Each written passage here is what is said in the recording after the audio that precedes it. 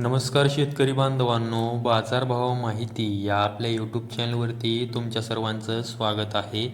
जर तुम्ही आपल्या बाजारभाव माहिती या यूट्यूब चॅनलवरती पहिल्यांदा आला असाल तर आपल्या यूट्यूब चॅनलला सबस्क्राईब करून ठेवा, जेणेकरून बाजारभावविषयक माहिती तुम्हाला यूट्यूबच्या माध्यमातून मिळत राहील. तर शेतकरी बांधवांनो, आजच्या व्हिडिओमध्ये आपण कांदा बाजारभावविषयक माहिती पाहणार आहोत. चला तर जास्त वेळ न घेता व्हिडिओ सुरू करूया.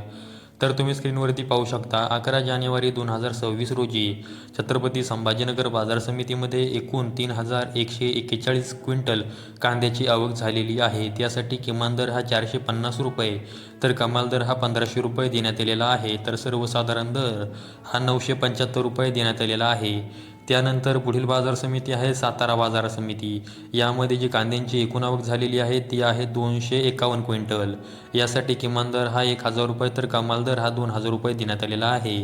सर्वसाधारण दर हा 1500 रुपये देण्यात आलेला आहे.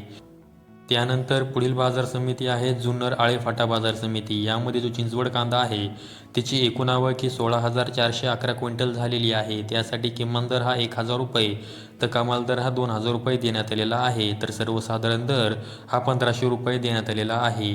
त्यानंतर पुढील बाजार समिती आहे पुणे मांजरी बाजार समिती. यामध्ये जो लोकलचा कांदा आहे त्याची एकूण आवक ही 102 क्विंटल झालेली आहे. त्यासाठी किमान दर हा 600 रुपये तर कमाल दर हा 1600 रुपये देण्यात आलेला आहे. तर सर्वसाधारण दर हा 1000 रुपये देण्यात आलेला आहे. त्यानंतर पुढील बाजार समिती आहे पुणे मोशी बाजार समिती. यामध्ये जो लोकलचा कांदा आहे त्याची एकूण आवक ही 846 क्विंटल झालेली आहे. त्यासाठी किमान दर हा 500 रुपये तर कमाल दर हा 1400 रुपये देण्यात आलेला आहे. तर सर्वसाधारण दर हा 950 रुपये देण्यात आलेला आहे. त्यानंतर पुढील बाजार समिती आहे जुन्नर औतूर बाजार समिती. यामध्ये जो उन्हाळी कांदा आहे त्याची एकूण आवक ही 8994 क्विंटल झालेली आहे. त्यासाठी किमान दर हा 1000 रुपये तर कमाल दर हा 2260 रुपये देण्यात आलेला आहे. तर सर्वसाधारण दर हा 1600 रुपये देण्यात आलेला आहे.